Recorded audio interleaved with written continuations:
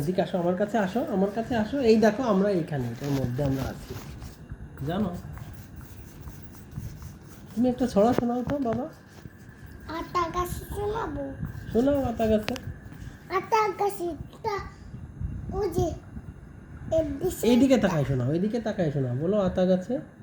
আতা গাছে ওই যে আতা গাছে দেশে একটা আতা ছিল। এক দেশে একটা আতা ছিল। আতা গাছে তোতা পাখিটা শোনাও,